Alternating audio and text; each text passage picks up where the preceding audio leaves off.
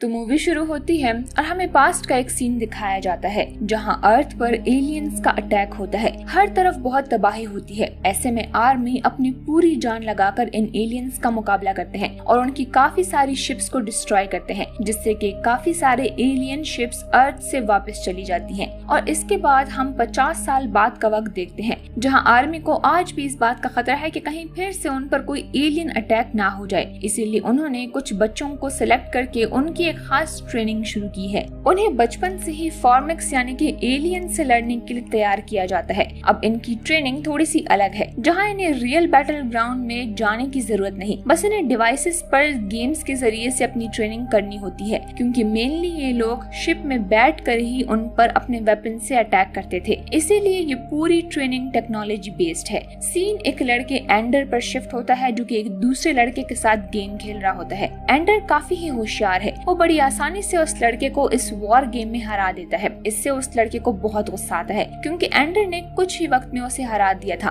वो एंडर से कहता है कि तुमने चीट करके मुझे हराया है, मैं इस गेम में बहुत अच्छा हूँ, तुम मुझे हरा ही नहीं सकते, इतनी ही हिम्मत है तो दोबारा मेरे साथ खेलो। मगर एंडर को उसकी बात पर बहुत गुस्सा आता है और वो मैच खेलने से मना कर देता है। अब उसकी ये सब एक्टिविटी उसके सीनियर ऑफिसर्स देख रहे होते हैं और एंडर की इस स्किल से वो बहुत ही इम्प्रेस होते हैं। अब वो एंडर को ऑब्जर्व करना चाहते थे। जब एंडर रूम से बाहर आता है तब उसके लिए अनाउंसमेंट होता है। उसे एक लैब ले जाया जाता है। इन सभी बच्चों की गर्दन पर एक खास तरह की चिप लगाई गई है। यहाँ पर एक नर्स उस चिप को एंडर की गर्दन से निकाल देती है। एंडर को लगता है कि शायद उसे इस मिशन से डिसमिस कर दिया गया है। वो बहुत ही उदास हो जाता है। जब वो लैब से बाहर निकलता है तो वही गेम वाला लड़का अपने दोस्तों को लेकर एंडर को मारने आता है, मगर एंडर भी उसे सबक सिखाता है और फिर उसी दिन वो वापस अर्थ पर आता है अपनी फैमिली के पास। उसकी फैमिली में भी सभी काफी अपसेट थे, खासकर एंडर के फादर, क्योंकि वो खुद भी कभी इस मिशन का हिस्सा बनना चाहते थे मगर वो कभी नहीं बन सके। वो चाहते थे कि एंडर की सिलेक्शन हो, मगर वो एंडर को हौसला भी देते हैं और कहते हैं कि सब ठीक हो जाएगा।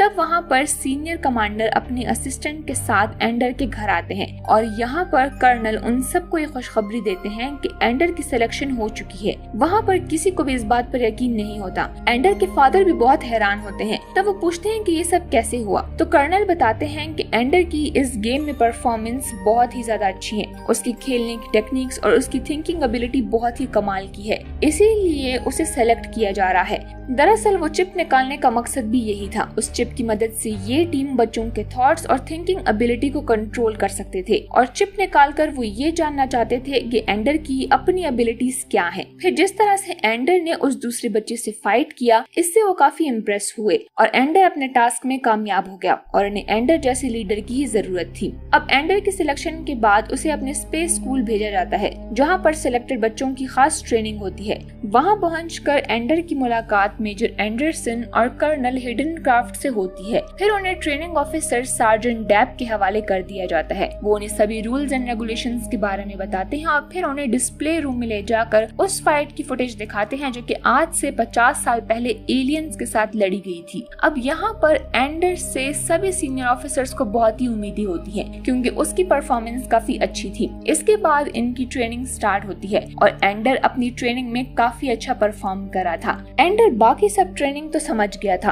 मगर उसे कुछ तो कमी लग रही थी। उसके जहन में ये सवाल था कि उन्हें वो स्ट्रेटेजीज क्यों नहीं बताई जाती जो कि आज से 50 साल पहले ली गई थी एलियंस को हराने के लिए। खैर, अब एक दिन एंडर एक न्यू गेम खेल रहा होता है, जहाँ पर एक डीमन उसे 2 ग्लासेस में से एक को चूज करने का ऑप्शन देता है। उन दोनों ही ग्लास में जहर था, इसीलिए एंडर उनमें से कोई एक चूज करने के बजाय सीधा डीमन की आंख पर वार करता है, जिससे कि वो मारा जाता है। और उसकी ये सब एक्टिविटी सीनियर्स भी देख रहे होते हैं और वो समझ जाते हैं कि एंडर हमेशा न्यू पॉसिबिलिटीज को ढूंढता है। वो सिर्फ उसी चीज पर स्टिक नहीं करता जो कि उसे करने को कहा जाए। अब उसकी स्किल्स को मजीद पॉलिश करने के लिए कर्नल ऑर्डर देते हैं कि एंडर को सीनियर ग्रुप में शामिल किया जाए और इस ग्रुप का नाम होता है सैलेमेंडर ग्रुप। एंडर उस आर्मी के कैप्टन बोन्जो से मिलता है, जो कि एंडर से मिलकर खुश नहीं था बल्कि वो नाराज होता है, क्योंकि उसे एंडर बिल्कुल भी पसंद नहीं होता और वो उसे दुश्मन समझता है, क्योंकि एंडर अभी बहुत ही छोटा है। लेकिन बोन्जो ने अपनी ट्रेनिंग करके आर्मी को नंबर 1 बनाया है। वो एंडर को बहुत ही छोटा महसूस करवाता है और उसे बहुत ही बुरे तरीके से ट्रीट करता है।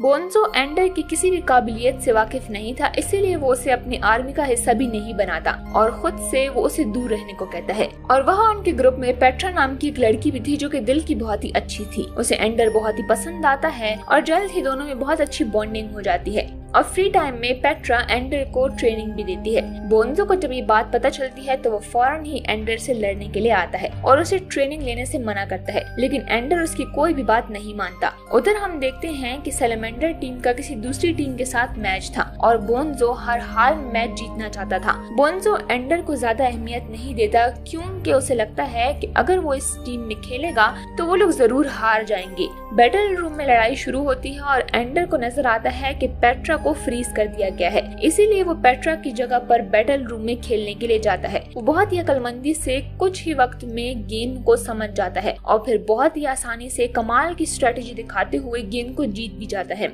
एंडर के समझदार लड़ने की टेक्निक्स को देखकर ऑफिसर बहुत ही खुश होते हैं। उसकी कमाल की खूबियां देखकर वो उससे बात करता है और अपने खुद की आर्मी बनाने को कहता है जिसको कि वो लीड करने वाला था। एंडर बहुत ही एक्साइटेड होता है और जाकर अपनी टीम बनाता है। काफी लोग उसकी टीम में आ जाते हैं और वो अपनी टीम का नाम ड्रैगन आर्मी रखता है। एंडर की बहुत ही अच्छी टीम होने की वजह से वो लोग दोबारा से एक गेम में जीत जाते हैं और वो सैलमेंडर आर्मी को बहुत ही बुरी तरीके से हरा देते हैं, जिस पर कि बोन्जो को भी बहुत ही गुस्सा आता है क्योंकि वो लोग पहली मर्तबा किसी आर्मी से हारे थे। बोन्जो को इसीलिए भी बहुत गुस्सा था क्योंकि एंडर को अभी आए हुए कुछ देर ही हुई थी और उसने आते ही बोन्जो को हरा दिया। बोन्जो खुद पर काबू नहीं कर पाता और वो गुस्से में एंडर पर हमला कर देता है। एंडर बोन्जो से लड़ना नहीं चाहता था, इसीलिए वो उसे चकमा देकर वहाँ से जाने की कोशिश करता है, लेकिन बोन्जो उसे फिर भी पकड़ लेता है। एंडर खुद को बचाने के लिए बोन्जो को खुद से दूर करता है, लेकिन वो जब नहीं होता तो बोन्जो लड़ते हुए नीचे गिर जाता है और उससे उसके सर पर बहुत ही गहरी चोट आती है और खून भी बहने लगता है।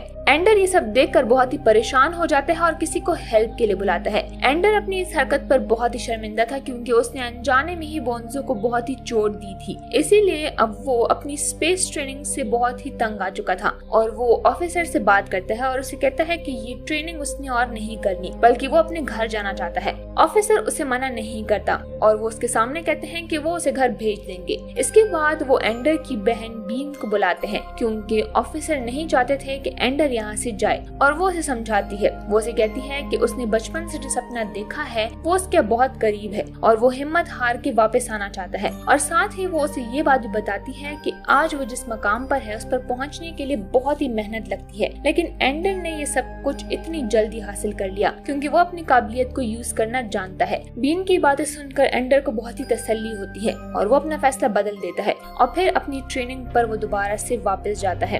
अब ऑफिसर उसे ट्रेनिंग के लिए उस जगह पर ले जाते हैं जहाँ पर इन्होंने फॉर्मेक के साथ जंग करनी थी। ये एंडर का आखिरी स्टेज था जहाँ पर उसने फॉर्मेक के साथ आखिरी जंग की ट्रेनिंग करनी थी। वहाँ पर एंडर को मेजर से भी मिलाया जाता है जो कि इसके लीडर थे और जिन्होंने कमांड करके क्वीन शिप को 50 साल पहले पूरी तरह से तबाह किया था और दुनिया को एलियन से बचाया था। उधर भी एंडर उनसे यही सवाल पूछता है जो कि उसके दिमाग में हमेशा से होता है कि ट्रेनिंग के दौरान उन्हें वो स्ट्रेटजीज क्यों नहीं सिखाई जाती जिसके इस्तेमाल से मेजर ने क्वीन शिप को तबाह किया था। तो उसके जवाब में मेजर उसे एक वीडियो दिखाता है और कहता है कि इस वीडियो को देखते हुए एंडर के दिमाग में जितने भी सवाल आते हैं वो मुझसे पूछ सकते हो। इसके बाद एंडर बहुत से सवाल मेजर से पूछता है और मेजर भी इसके जवाब दे रहा होता है। एंडर पूछता है कि जब क्वीन शिप पर अटैक किया गया तो बाकी के एलियंस ने लड़ना क्यों छोड़ दिया। तो मेजर कहता है कि जैसे चूंटियों की क्वीन होती है वो उन्हें लीड करती है, वैसे ही एलियंस की भी क्वीन होती है जिसके रुक जाने के बाद वो भी रुक जाते हैं या फिर वो अपना काम बंद कर देते हैं क्योंकि उनको हुक्म देने वाली क्वीन अब नहीं होती। नेक्स्ट सीन में एंडर को बैटल रूम में दिखाया जाता है